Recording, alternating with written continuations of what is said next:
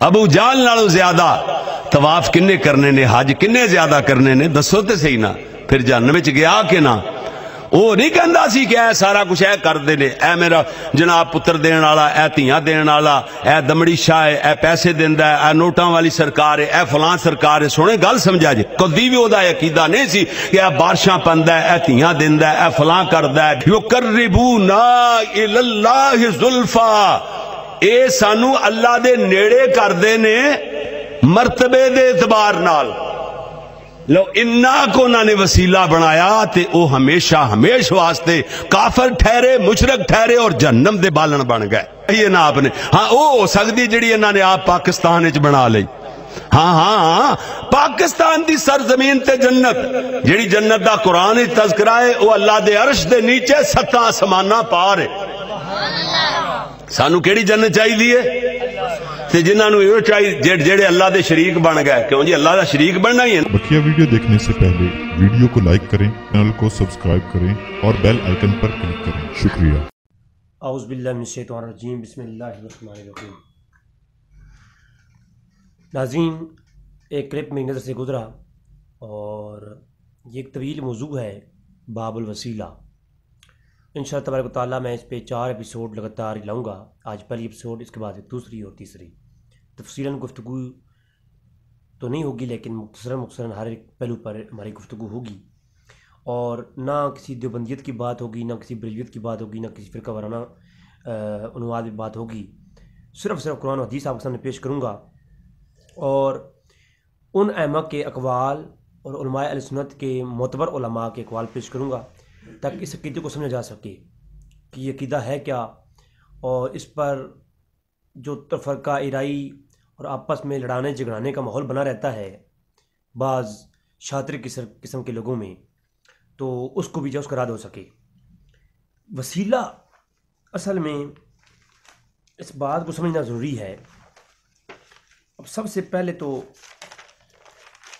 یاد رکھیں کہ یہ جو گفتگو ہو رہی تھی ویڈیو کے اندر، اس میں بہت ساری باتیں بلکہ جھوٹ پر مبنی باتیں کی گئی ہیں۔ کہ ایک کلپ میں یہ بات ہے کہ ابو جہل طواف بھی کرتا تھا، وہ جو کلپ کی شروع میں بات ہے کہ وہ طواف بھی کرتا تھا، نماز حج بھی کرتا تھا، اس سے بڑا نمازی کون تھا، اور وہ دیکھو جہنم میں ہے۔ اس کی جہنم میں جانے کی وجہ کیا بتائی کہ وہ یہ کہتا تھا کہ حاجت روا مشکل کشا صرف اللہ کی ذات ہے، لیکن یہ جو ہے نا بت، وہ جو ہے وہ ان کو وسیلہ بناتا تھا۔ تو بتوں کو وسیلہ بنانے والا شخص جو عبادت گزار بھی تھا، حاجی بھی تھا، اور وہ جہنم میں ہے۔ یاد رکھیں ابو جہل کا جو کفر ہے یا اس کی جہنم کی جانے کی جو وجہ ہے، وہ وجہ اس کی عبادات اور اس کی طواف اور اس کے عقائد نہیں ہیں وہ والے۔ بے شک ان میں گمراہی موجود ہے، گمراہی کی بات نہیں کر رہا، لیکن اصل جو وجہ ہے، اب اگر یہ بات میں کروں، شیطان دیکھیں آپ، تمام علماء نے لکھا، حدیث کے اندر جو ہے روایات ہے، اور بڑے بڑے ہر مسلک کے ائمہ نے لکھا کہ شیطان اتنا بڑا عبادت گزار تھا کہ زمین کے چپے چپے پر اور آسمان کے چپے چپے پر اس نے عبادت کی ہے۔ تو شیطان جیسا توحید پرست شخص کوئی شخصیت ہے نہیں ہے۔ آپ خود اندازہ لگائیں کہ شیطان وہ ہے جو اپنی عبادت کے بلبوتے پر جنت تک پہنچا، تو کیا اس کی عبادتیں اور اس کے عقائد وہ آج بھی توحید کا قائل ہے؟ اور بعض ائمہ نے تو لکھا ہے کہ وہ نماز پڑھتا ہے، آج بھی وہ اللہ کی عبادت کرتا ہے، لیکن ملعون ہے۔ تو جس طرح شیطان کی عبادت کے ہونے کے باوجود، اس کے عقائد کے ہونے کے باوجود کسی عقیدے کی وجہ سے نہیں، باقاعدہ اس نے کیا کیا، اس نے نافرمانی خدا کی اور تعظیم پیغمبر سے انکار کر دیا۔ تو جب اس نے ادب پیغمبر نہ کیا تو گستاخی انبیاء کے تحت وہ ملعون ٹھہرا۔ تمام اس پر علماء نے تحقیقات کی ہیں، آپ پڑھیں۔ اسی طرح ابو جہل اگر محمد عربی صلی اللہ علیہ وآلہ وسلم کو آخری نبی وہ تسلیم کرتا، اللہ کا نبی تسلیم کرتا، اور باقاعدہ بعض روایات جو ہے موجود ہیں کہ وہ یہ کہتا تھا کہ میرا دل کبھی کبھی کہتا ہے کہ جو میرے بھتیجا محمد ہے وہ سچا نبی ہے، لیکن بس ہٹ درمی ہے، ضد ہے، ہم جھکنا نہیں چاہتے۔ تو اپنے غرور میں رہا، تکبر میں رہا، اور نبوت کا انکار کیا، اور تعظیم رسالت اور محبت رسالت اور وہ جو عنصر ہے ادب کا وہ اس کے اندر نہیں تھا۔ تو بے ادب ہوا اور حضور کی اطاعت و پیروی کرنے سے انکار کیا، گویا وہ کیا ہوا؟ پھر اس کے لیے جہنم ہے۔ اب اس کے کوئی اور عقائد تھے، اب دیکھیں جو اچھے عقیدے بھی کچھ کافروں میں ہوتے ہیں۔ اب آج کفار آپ دیکھیں، وہ جو ہے توحید کے پرست ہیں، توحید پرست ہیں، وہ اللہ کو ایک مانتے ہیں، لیکن صرف جو ہے ان کی عقائد میں گمراہی پائی جاتی ہے۔ میں عیسائیوں کے ساتھ ڈبیٹ میں نے کیے، اب عیسائی جو ہیں وہ کہتے ہیں کہ ہم جو ہے اللہ کو واحد مانتے ہیں۔ عیسائیوں کا ایک فرقہ ہے، وہ توحید پرست ہیں، بس وہ عیسی علیہ السلام کے متعلق اللہ کی جنس سے بھی نہیں مانتے۔ وہ کہتے ہیں اللہ کا مظہر ہیں عیسی علیہ السلام اور اللہ کے بیٹے ہیں، اللہ کے حکم سے وہ اللہ کے بیٹے بنے ہیں، نہ کہ اللہ کے جسم کا حصہ ہے، وہ نہیں مانتے۔ ایک برا فرقہ ہے عیسائیت کے اندر۔ تو وہ جو عیسائی ہیں، اب ان کے عقائد میں جو ہے وہ یہ توحید پائی جاتی ہے۔ تو کوئی بندہ کہے جی دیکھیے جو ان کے حق ہونے کی دلیل ہے، نہیں، وہ توحید کے ہوتے کے باوجود بھی وہ نبی کریم صلی اللہ علیہ وسلم پر ایمان نہیں لاتے اور وہ غلو کرتے ہیں، تو وہ جہنمی ٹھہرے۔ تو اب جو ہے وہ ایک گفتگو کا پس منظر جو اٹھایا جناب، یہ جو ویڈیو صاحب میں کلپ میں جو علامہ صاحب ہے، میں نہیں جانتا کہ اس مسئلہ کے کون ہے، صرف میری نظر میں آیا تو میں نے اس پہ بات کی۔ تو وہ ابو جہل کی جو مثال دے رہے تھے سراسر باطل ہے، ٹھیک ہے؟ تو وہ سارے عمل تو شیطان میں بھی تھے، ٹھیک ہے، کہ شیطان نے ان سارے اعمال کے ہونے کے باوجود کسی عمل پر شیطان کا یہ رد عمل نہیں ہوا، باقاعدہ کیا ہوا؟ اس نے تعظیم مصطفیٰ، تعظیم انبیاء نے کی، ادب انبیاء نے کیا، تو وہ مرتد ٹھہرا۔ اب جو ہے وہ ملعون ہو گیا، ملعون ہو گیا۔ اچھا اگلی بات، اب جو وہ ایک آیت انہوں نے پڑھی، سورۃ بنی اسرائیل کی آیت نمبر 57 ہے، وہ جو انہوں نے ایک چھوٹا سا ٹکڑا آیت کا پڑھا، مجھے ایک بہت بڑا شکوہ ہے ہر مسئلہ کے علماء سے۔ پوری آیت نہیں پڑھیں گے، آیت میں سے تھوڑا سا ٹکڑا نکال کے پڑھیں گے، جس میں سے وہ کہیں گے جی وہ یقربونا۔ پوری آیت کیا ہے ذرا یہ بھی سن لیں۔ تو وہ کیا کیا کہ وہ آیت پڑھی اور اس سے یہ ثابت کیا کہ تمام غیر مسلم اس لیے وہ بدنام ہوئے اور وہ اس لیے مارا گیا ابو جہل کہ اس کا عقیدہ تھا کہ یہ جو ہے ان کا وسیلہ بناتا ہوں میں، اور یہ یقربونا مجھے اللہ کے قریب کرتے ہیں۔ اب اگر آپ نے بخاری شریف پڑھ لی ہوتی کہ قرآن اور حدیث کو نہیں ہاتھ لگانا، ہاں اپنے من گھڑت مولویوں کی لکھی ہوئی کتابوں کو دیکھیں بھی، قرآن و حدیث کو کھول لیا کریں۔ اب قرآن کی اس آیت کی تفسیر بخاری کی کتاب تفسیر میں موجود ہے، بخاری میں عبداللہ بن عباس کی تفسیر کرتے ہیں۔ اچھا وہ کیا ہے جناب، آپ کے سامنے وہ میں ذرا پیش کر دیتا ہوں تاکہ وہ پوری آیت سمجھ آ سکے۔ یہ بہت بڑا دھوکہ ہے، ادھوری بات کر کے مسلمانوں کو کافر کہنا، عقائد میں گمراہی ہے۔ میں یہ نہیں کہتا کہ جن کے اوپر تنقید کی جائے ان پہ گمراہی ہے، لیکن اس حد تک کرنا کہ انہیں ابو جہل کے ساتھ ملا دینا یہ ظلم ہے۔ یہ مسلمانوں کے درمیان تو فرقہ رائی ہے جس سے بچنا چاہیے ہمیں۔ جی سب سے پہلے سورہ بنی اسرائیل،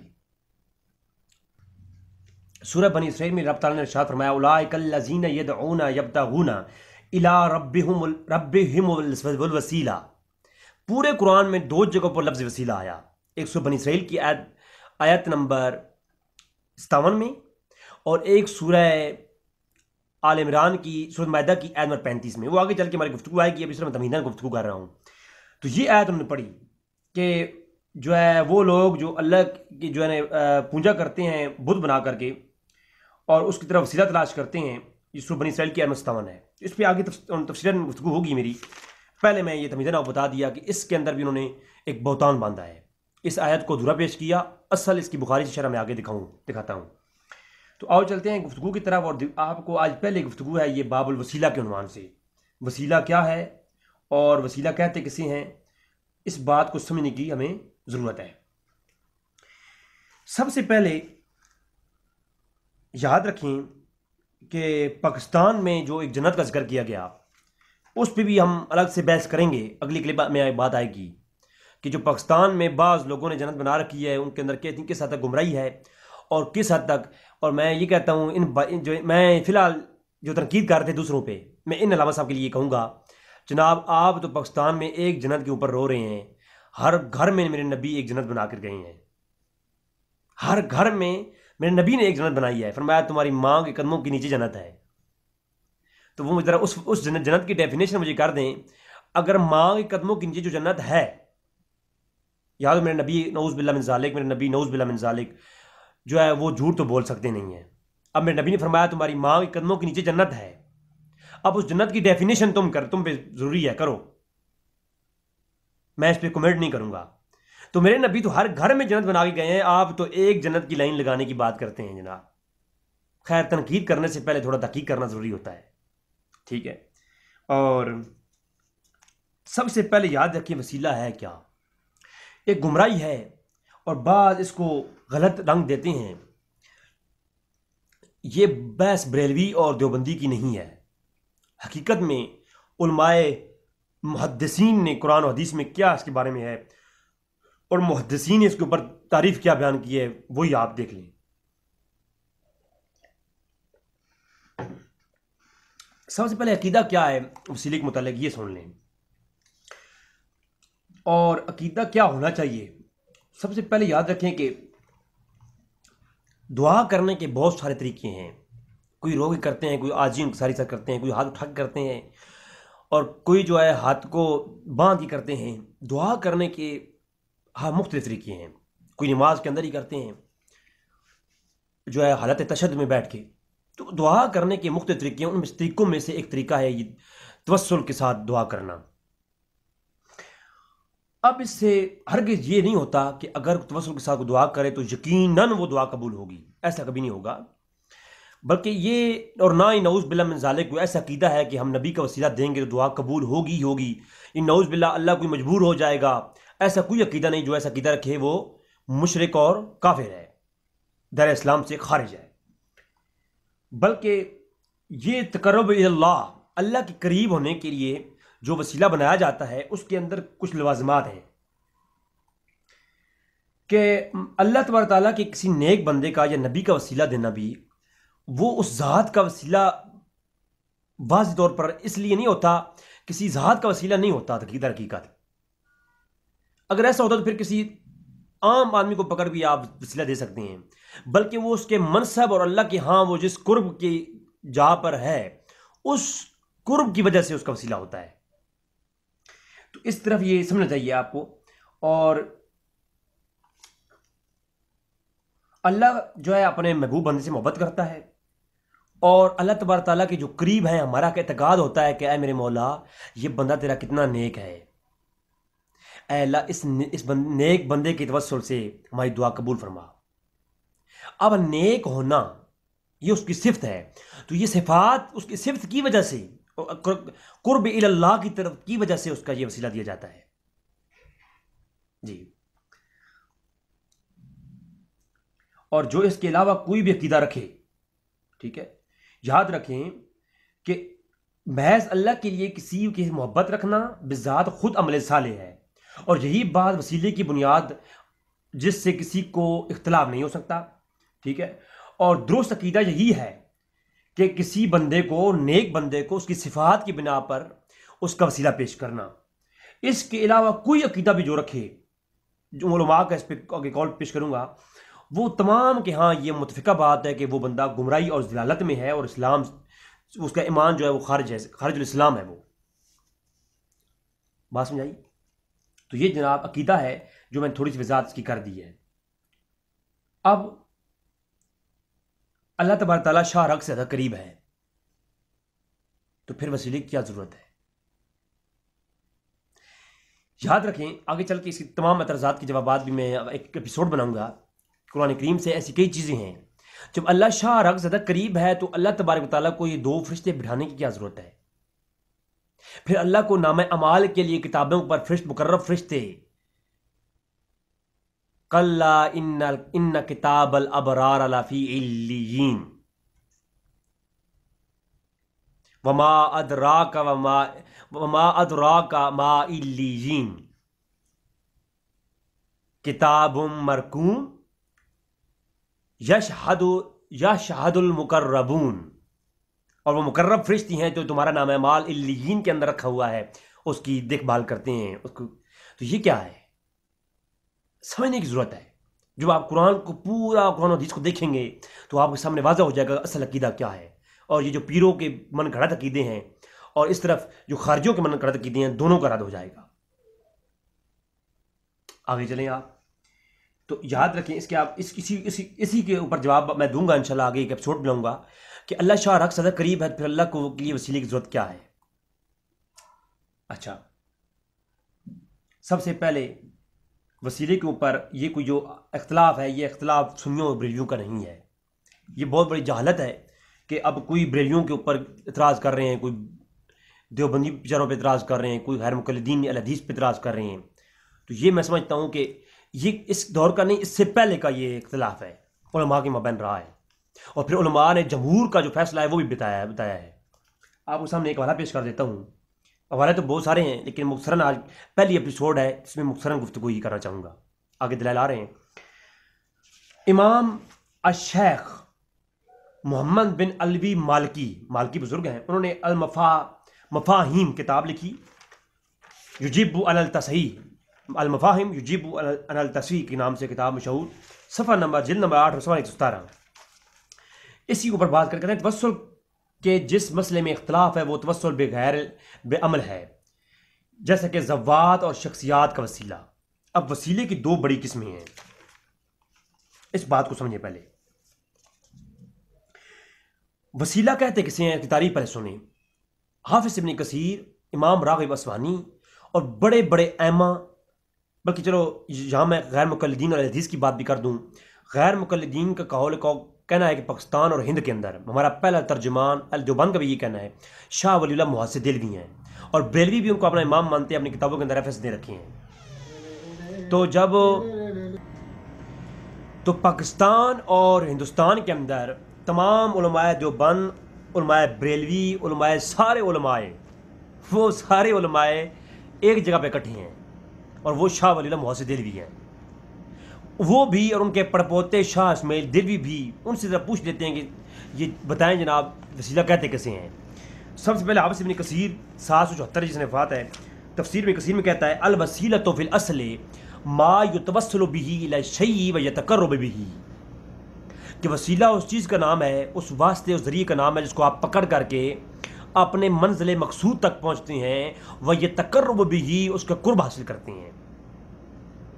اور اسی طرح اسماعیل دہلوی صاحب نے بھی یہی کہا کہ وسیلہ اس چیز کا نام ہے جس کو پکڑ کر کے آپ صراط مستقیم آپ پڑھ لیں، اس کے اندر لکھا ہوا ہے. شاہ ولی اللہ نے القول الجمیل کے اندر کہا کہ یہ وسیلہ اس رستے ذریعے کا نام ہے، واسطے کا نام ہے جس کو پکڑ کر کے آپ اپنے منزل مقصود تک پہنچتے ہیں. اب یہ بات سمجھ آ گئی. اب آگے چلتے ہیں. تو یہ جناب آپ کو اس کی دو قسمیں ہیں. وسیلے کی ایک قسم ہے وسیلۃ الاعمال، اعمال کا وسیلہ، جیسا صحیح بخاری کے اندر روایت ہے، آگے چل کے حدیث کے باب میں. آج کیونکہ میں صرف قرآن مختصراً پیش کروں گا، وسیلہ اور قرآن، اور اگلا جو میرا سیشن ہوگا اس کے اندر میں پیش کروں گا کہ حدیث اور وسیلہ، حدیث کے اندر وسیلہ کیا ہے. اس کے بعد ائمہ اور محدثین کی طرف آ جائیں گے. 3 ایپیسوڈ میں بات گفتگو ختم ہو جائے گی اور آخر میں ری اینڈ کر دیں گے. اب دیکھیں آپ، ایک وسیلے کی قسم ہے وسیلۃ الاعمال، اعمال کا وسیلہ دینا.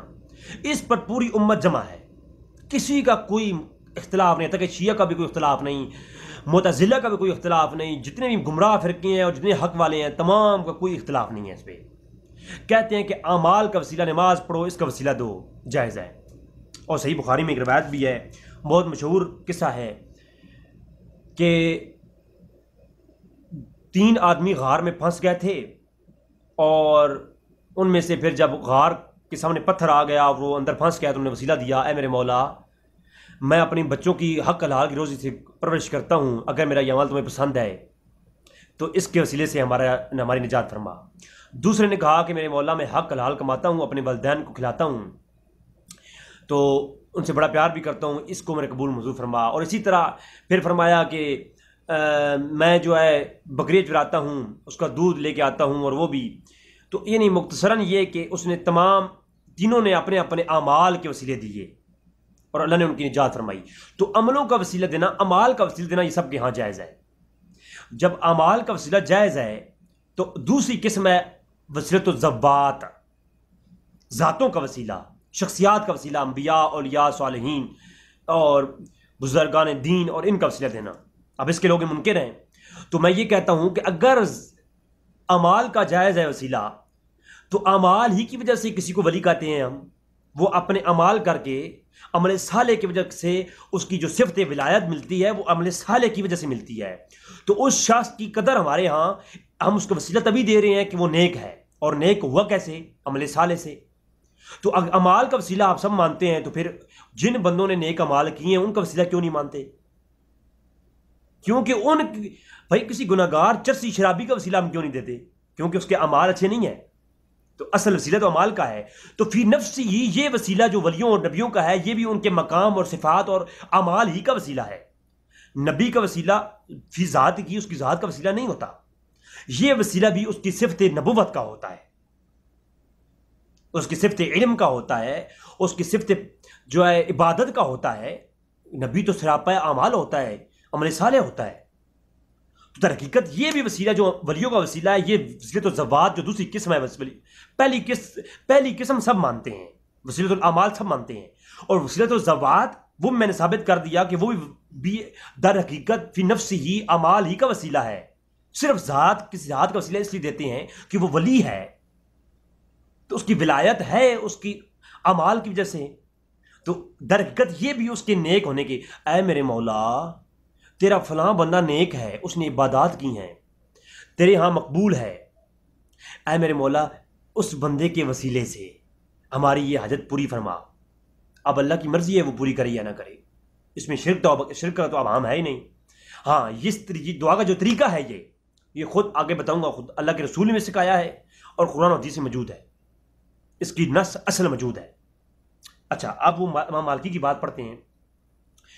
تفہیم کے اندر صفحہ 117 جلد نمبر 8، ٹھیک ہے. مفاہیم یجیب علی التحصیل، کتاب کا نام امام محمد بن علوی مالکی.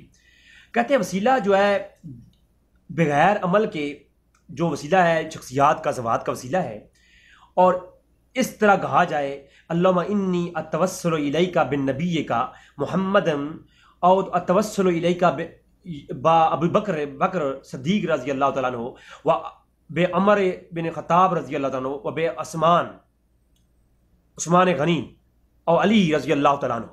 یعنی اگر ایسے وسیلہ کیا جائے، اللہ میں تیری برگاہ میں تیرے محبوب نبی قسم کا وسیلہ پیش کرتا ہوں، ابو بکر صدیق کا وسیلہ پیش کرتا ہوں، عمر فاروق کا وسیلہ پیش کرتا ہوں، اور عثمان و علی کا وسیلہ پیش کرتا ہوں، میری یہ دعا قبول فرما. تو کہتے ہیں اس میں کوئی حرج نہیں. بعض علماء اس پہ کہتے ہیں کہ یہ جائز ہے، اور بعض کہتے ہیں کہ ہمیں اس پہ اعتراض ہے، ممنوع ہے.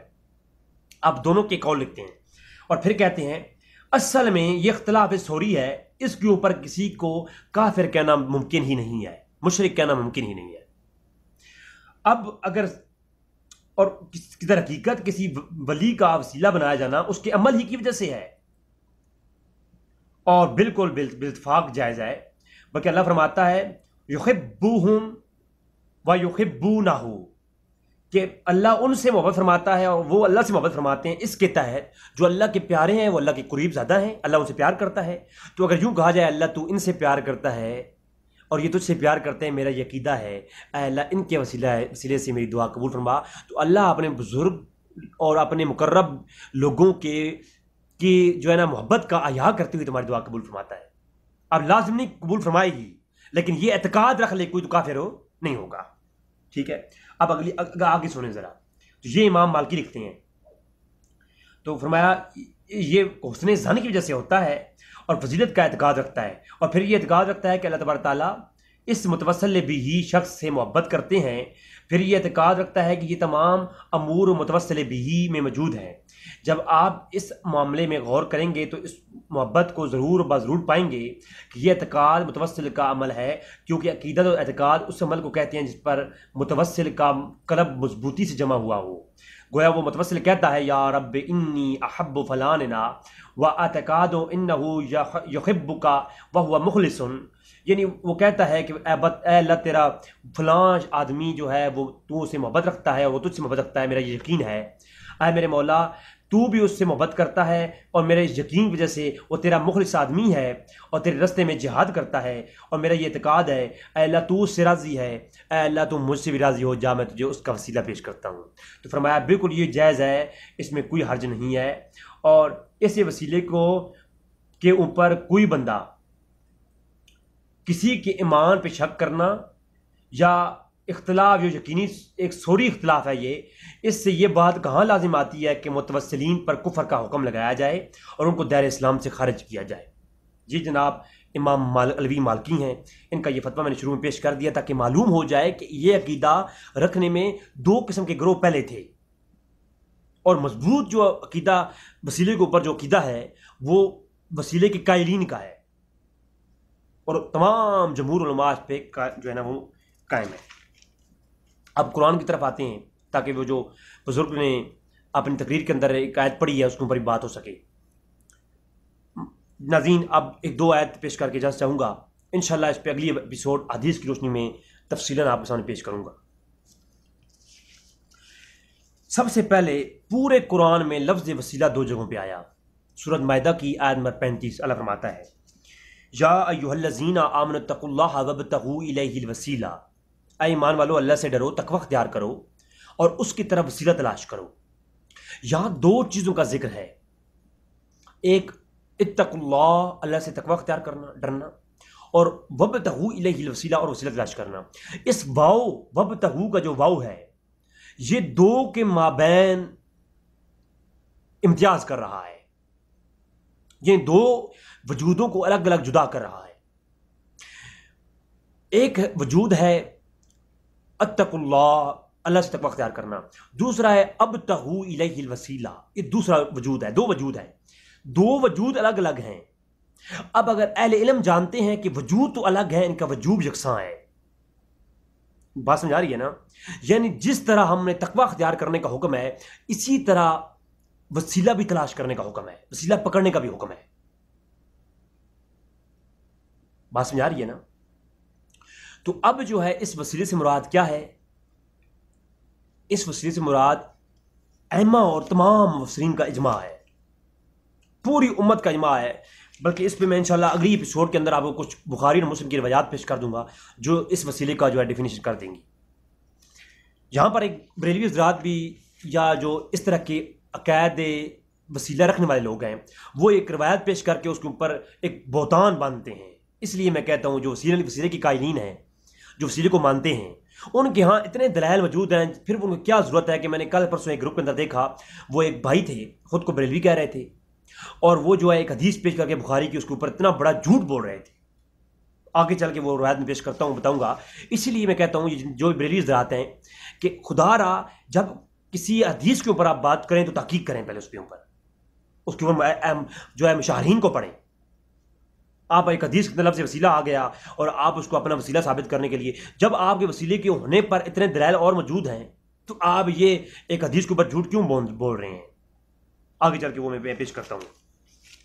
اچھا، تو اب اس قرآن کی سورۃ مائدہ کی آیت نمبر 35 میں تمام مفسرین کا قول ہے کہ اس وسیلے سے مراد اولیاء اللہ، یعنی وسیلہ تو ذوات مراد ہے، نبیوں اور ولیوں کا وسیلہ، اور اسی طرح فرمایا کہ اس سے مراد صالحین کا وسیلہ ہے، مراد ہے۔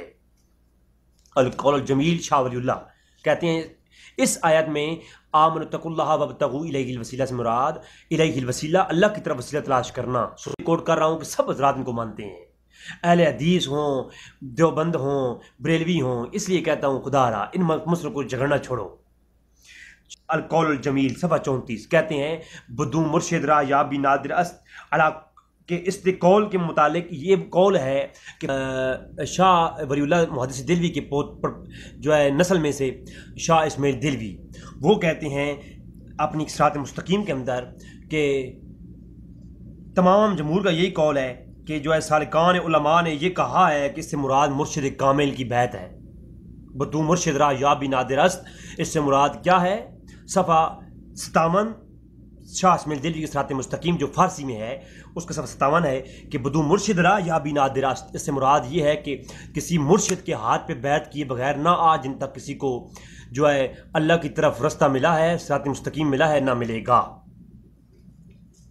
تو یہ جناب، اس لیے میں کہتا ہوں اگر وسیلوں پہ بات کرنی ہو تو پھر آپ ان علماء کے اوپر فتوے لگاؤ، کسی ایک مسلک پہ ٹارگٹ کیوں کر کے یہ فتنہ پاکستان میں پھیلا رہے ہو، خدا کی قسم۔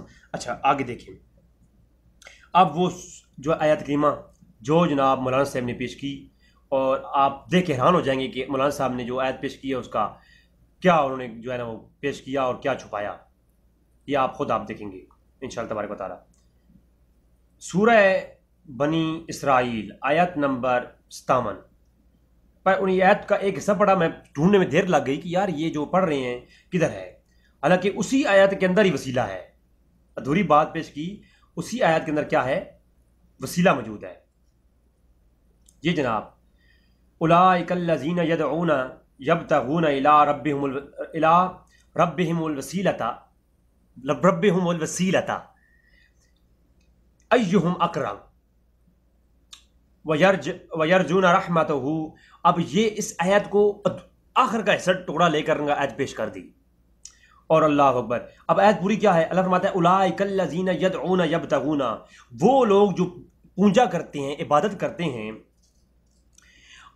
ان لوگوں کی، یعنی اللہ کے نبیوں کی اور جنات کی اور ولیوں کی بت بنا کر کے، اور الی ربہم الوسیلۃ، اور اللہ کی طرف وسیلہ جو ہے پیش کرتے ہیں، ان کا کیا کرتے ہیں، ان کی پوجا کرتے ہیں۔ یاد رکھیں کہ آج کوئی بند شخص بھی کسی ولی یا نبی کی پوجا نہیں کرتا، پہلی بات یہ۔ وہ لوگ اولئک الذین یدعون یبتغون الی ربہم الوسیلۃ، وہ لوگ جو عبادت کرتے ہیں بت بنا کر کے ولیوں اور جنات کی، تو وہ کیا کرتے ہیں؟ اللہ کہ ان کا اپنا عقیدہ کیا تھا؟ وہ جو خود جن کے وہ بت بناتے ہیں، ان کا طریقہ یہ کیا تھا؟ وہ ان کو وسیلہ بنا دیتے جو ان میں سب سے زیادہ متقی تھے۔ اب اس آیت کو اگر آپ غور کریں گے معلوم یہ ہوگا کہ وہ لوگ جو بت بنا کر کے ولیوں انبیاء کے ان کی پوجا کرتے ہیں اور ان کو اپنے لیے وسیلہ سمجھتے ہیں کہ یہ جو ہم پوجا کر رہے ہیں نا، یہ ہماری اللہ کے قریب کریں گے اور اللہ تبارک تعالیٰ ہمیں نجات دے دے گا، تو یہ طریقہ غلط ہے۔ تو آج کوئی شخص بھی کسی ولی یا پیر کی عبادت نہیں کرتا۔ ان کا کیا طریقہ تھا؟ وہ ولیوں کے اور جنات کے بت بنا کر کے ان کی پوجا کرتے تھے، نبیوں کے بت بنا کے پوجا کرتے تھے، اور ان کا وسیلہ دیتے تھے۔ اللہ فرماتا ہے یہ کتنے نادان ہیں جن کا یہ وسیلہ دے رہے ہیں نا، ان کا اپنا طریقہ کیا ہے؟ سورہ بنی اسرائیل آیت 57 دیکھیے، وہ عزیر علیہ السلام، عیسی علیہ السلام کے جو بت بناتے ہیں، عیسی علیہ السلام اور عزیر علیہ السلام کا اپنا طریقہ یہ ہے کہ وہ وسیلہ دیا کرتے تھے اللہ کی برگاہ میں، ان میں سے کون اللہ کے قریب ہے وہ اس کے قریب ہو جائیں اور وہ اللہ کے قریب کر دے۔ اس آیت کا مفہوم ہی پورا یہ تھا۔ اس میں جو علت ہے وہ یہ ہے کہ وہ لوگ پوجا کرتے تھے، پوجا یہاں کوئی بھی نہیں کرتا۔ دوسرا یہ چیز کہ وہ جو وسیلے کی بات کی جا رہی ہے نا، اگر وسیلے پر کہیں کہ جی اس سے مراد یہ ہے کہ وسیلہ ان کی جو ہے نا وہ ذلت کا سبب بنا، تو اس آیت میں یہ موجود ہے کہ اللہ فرماتا ہے یہ جن کے وسیلے دے رہے ہیں نا، عزیر علیہ السلام اور عیسی علیہ السلام اور موسیٰ علیہ السلام کے، تو وہ موسیٰ علیہ السلام اور عیسی علیہ السلام وہ خود ان کا طریقہ کیا تھا؟ وہ خود اپنوں میں سے جو مقرب ہیں ان کے وسیلے دیا کرتے تھے۔ اس کا مطلب یہ اس قرآن کی آیت سے معلوم ہوا کہ انبیاء کا طریقہ رہا ہے کہ وہ اپنے انبیاء میں سے جو مقرب ہیں ان کا وسیلہ دیا کرتے تھے۔ اور صحیح حدیثوں کے اندر موجود ہے کہ عیسی علیہ السلام اپنے دور میں اور موسیٰ علیہ السلام اپنے دور میں جب جنگ کرتے تھے تو وہ جو ہے نبی کریم صلی اللہ علیہ وسلم کا وسیلہ دیا کرتے تھے، چاہے وہ اس جو ہے اسنادی طور پر ضعیف روایات ہیں، لیکن وہ باب التفسیر کے اندر قابل قبول ہوتی ہے۔ ضعیف روایت بھی باب التفسیر میں قرآن کسی تفسیر کو سمجھنے کے لیے تائیدن روایت وہ قابل قبول ہوتی ہے، تمام امت کا اس پہ اجماع ہے۔ اچھا، اسی لیے علماء باب التفسیر میں اسرائیلیات بھی لکھ کر کے بات سمجھاتے ہیں۔ جی، میں ایک بخاری کی روایت پیش کر دوں۔ اب اس آیت جو یہ مولانا صاحب نے پیش کی، اس کے اوپر بخاری کے اندر کیا ہے ذرا وہ دیکھیں آپ۔ باب التفسیر میں صحیح بخاری میں یہ روایت موجود ہے، حضرت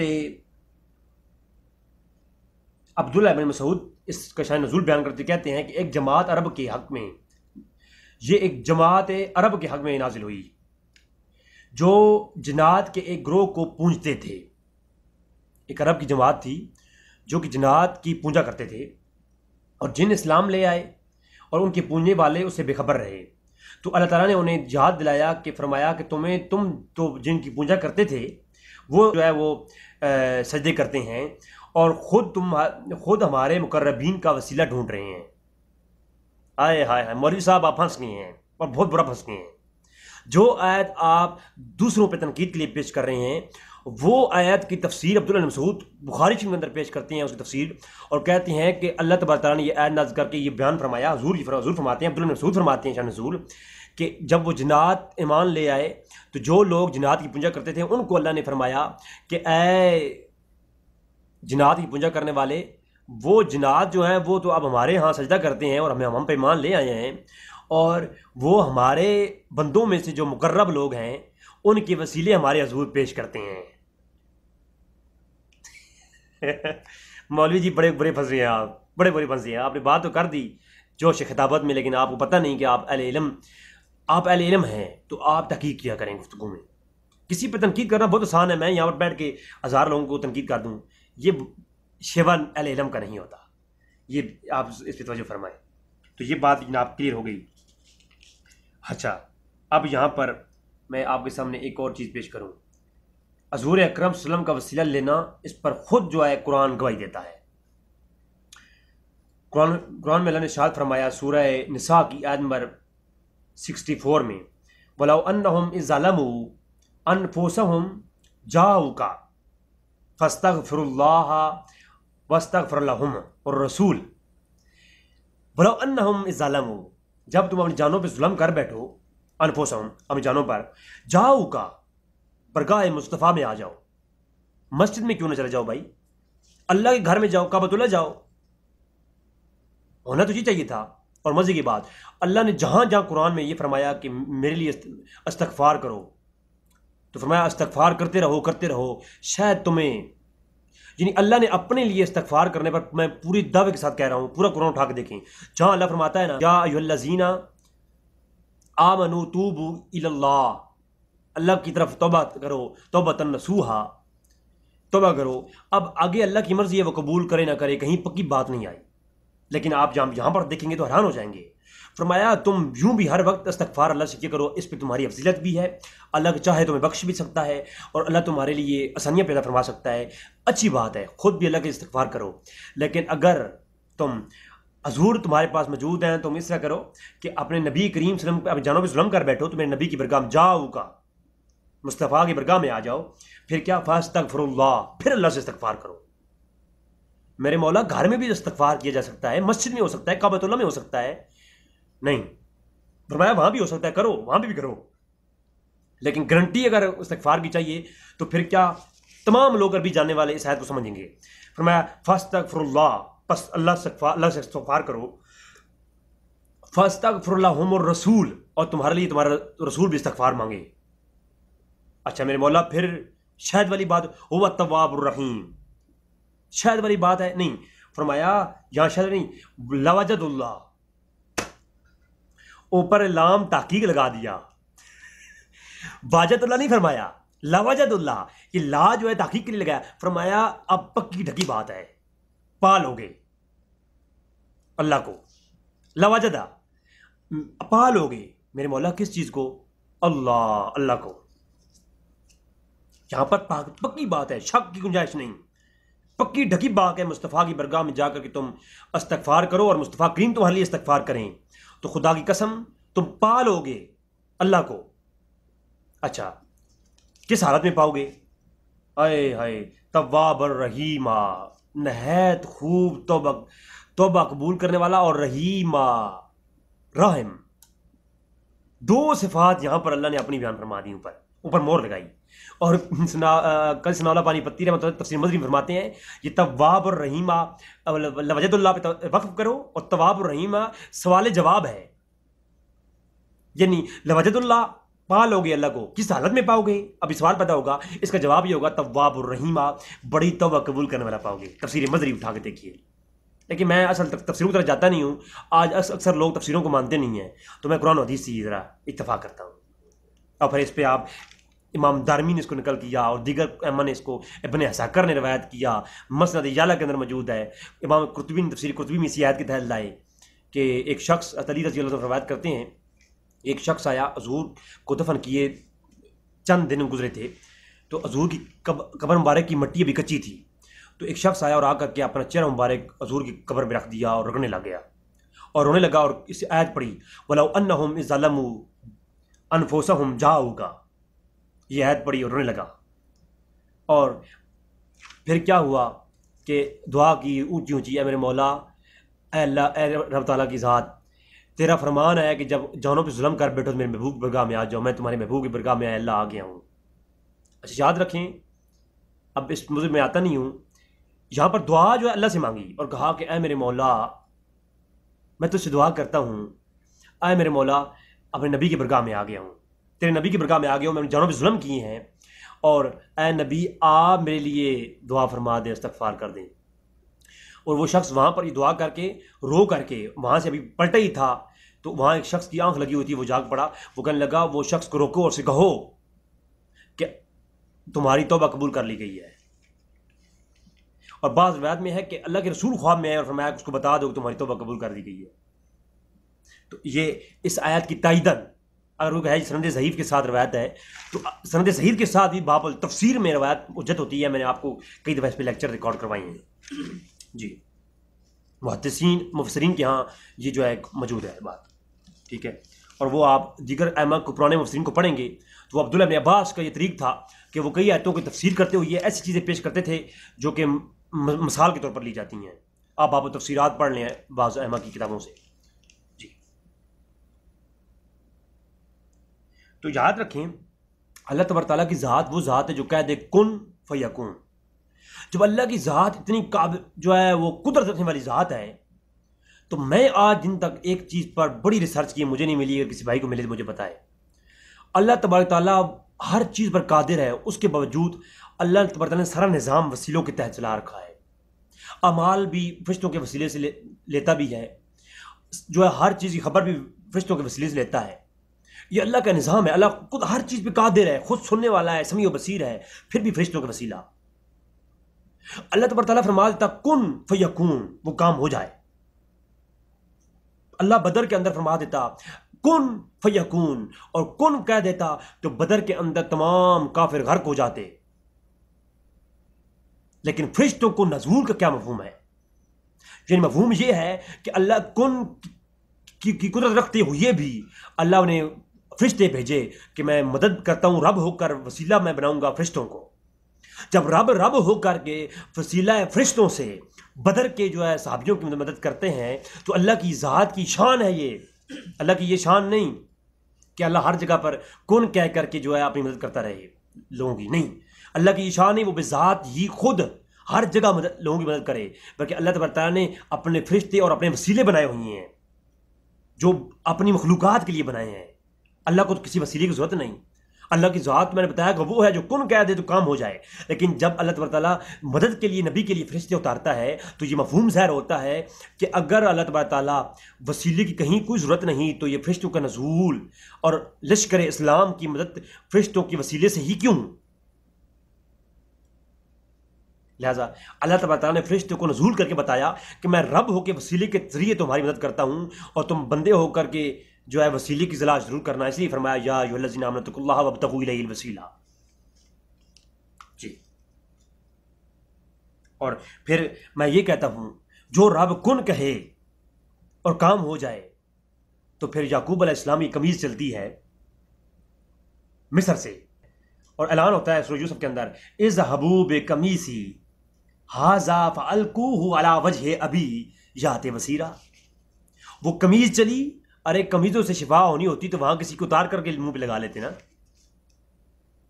آخر نہیں جی، اللہ تبارک تعالیٰ نے جو ہے یہ قمیض کے اندر شفا رکھی، تو میں نے کہا قمیض کے اندر ہی شفا کیوں رکھی؟ رب تعالیٰ فرما دیتا کن فیکون۔ رب کی وہ ذات ہے جو کہہ دے وہ ہو جاتا ہے، تو اللہ تبارک تعالیٰ نے یہ درمیان میں قمیض کا وسیلہ ہی کیوں؟ کیونکہ وہ قمیض اگر ہر کسی کی قمیض ہوتی تو وہاں پر کسی کی اٹھا کر کے آنکھوں پہ لگا لیتے، یعقوب علیہ السلام کی نگاہ واپس آ جاتی۔ جبکہ بتانا اللہ تبارک تعالیٰ نے یہ امت کو، حضور کی امت کو، اللہ نے انسانیت کے لیے پیغام چھوڑا ہے کہ اللہ جو ہے وہ تمہارے لیے وسیلے اور سبب بناتا ہے، اس کے تحت تمہاری مدد ہوتی ہے، اور وہ بھی پھر وسیلے جو بناتا ہے وہ بھی مقدس ہوتے ہیں، وہ مغیر نہیں ہوتے، وہ جو ہے مغلوب نہیں ہوتے، وہ غالب ہوتے ہیں۔ اگر ایسے ہوتا تو کسی کی قمیض اٹھا کر کے آنکھوں میں لگا دیتے، یعقوب علیہ السلام کیا جاتی؟ اگر قمیضوں سے شفا ہونی ہوتی اور وسیلہ، تو اللہ نے پھر اللہ تبارک و تعالیٰ اگر شفا قمیض میں ڈالنی ہے تو میسر سے آنے کی قمیض کی کیا ضرورت ہے؟ وہیں پر اللہ وہی نازل فرماتا ہے، میرے یعقوب تو میرا نبی ہے، میں تجھے وہی نازل کرتا ہوں، وہاں سے کسی قمیض اٹھا میں اس میں شفا ڈال دوں گا، تو آنکھوں پہ لگائے گا، تیری آنکھیں واپس آ جائیں گی؟ نہیں، بتانا مقصود یہ تھا، قرآن کی تعلیم یہ ہے کہ وہاں جب مصر سے قمیض چلتی ہے تو اللہ کا نبی یہاں پر یہ کہتا ہے مجھے یوسف کی خوشبو آ رہی ہے، تو مطلب یہ کہ وہ قمیض کا جو تعلق تھا وہ نسبت انبیاء، جسم میں نسبت انبیاء تھی اسے، تو اللہ تبارک تعالیٰ نے اسی قمیض کے اندر کمال رکھا جس قمیض میں کچھ تھا۔ زیادہ کلام نہیں کرتا کہیں کوئی شرک کا فتنہ آ جائے، تو اسی قمیض کے اندر اللہ نے کچھ رکھا جس قمیض کے اندر کچھ تھا، جس قمیض کی نسبت کسی اعلیٰ مقام سے تھی، تو معلوم ہوا کہ اعلیٰ چیزوں کے ساتھ جس چیز کی نسبت ہو اللہ برکتیں بھی اسی میں ڈالتا ہے۔ تو پھر اس قمیض کے اندر اللہ نے برکت ڈالی، اور اس قمیض کا مصر سے یہاں تک سفر کرنا اور آ کر کے آنکھوں پہ لگانا، پھر یعقوب علیہ السلام کے عقیدے پہ قربان جاؤں۔ میرے مولا تو رؤوف رحیم ہے، تو کریم ہے، میرے مولا میں یہ قمیض لگا کر کے شرک کیوں کروں؟ جیسا بھی ہے ایک بندے کی نسبت سے یہ قمیض ہے، ایسا تو شرک جو ہے اے اللہ تیرے قانون میں تو یہ چیز ہے ہی نہیں۔ تو میں دعاؤں کے لیے ہاتھ اٹھاتا ہوں، میرے مولا تو نے زکریا علیہ السلام کی دعا قبول کی، ہاتھ اٹھائے، اور انہیں تجھے اللہ تو نے یحییٰ کو، زکریا کو اولادوں سے نوازا، تو نے مریم کو جو ہے اولاد سے نوازا۔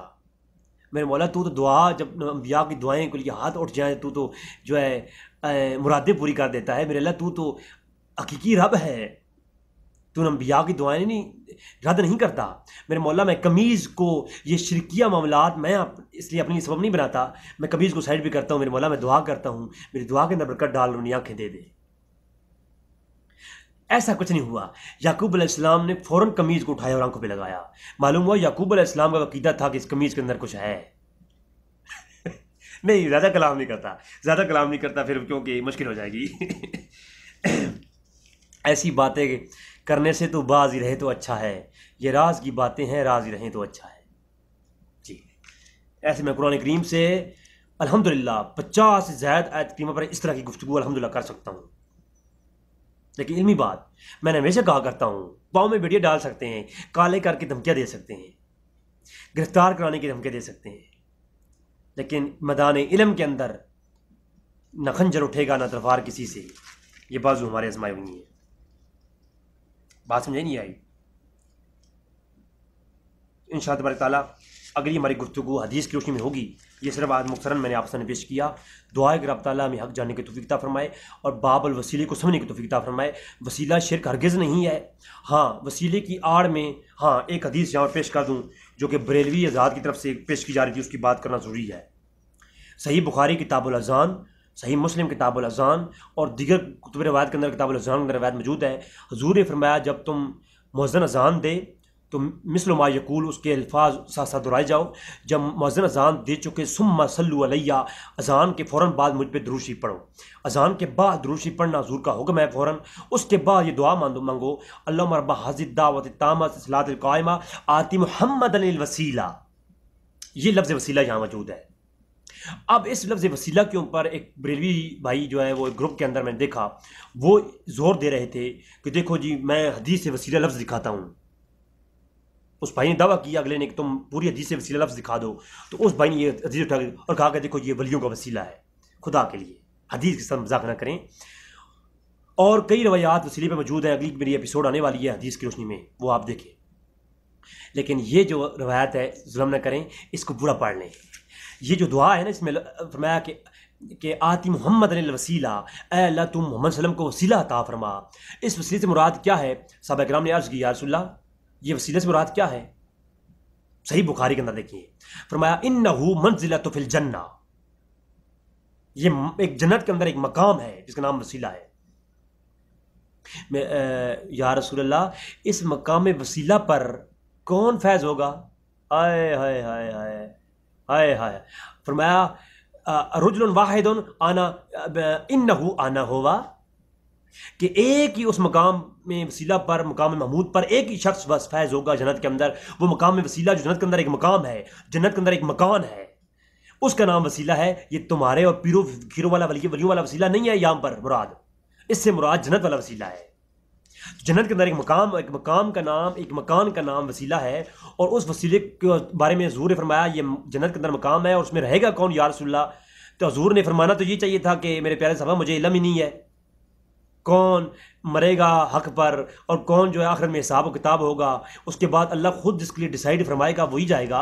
حضور نے فرمایا نہیں، بے شک انہو آنا ہوا، اس مقام وسیلہ پر ایک ہی ذات فائز ہوگی اور وہ میں محمد صلی اللہ علیہ وسلم۔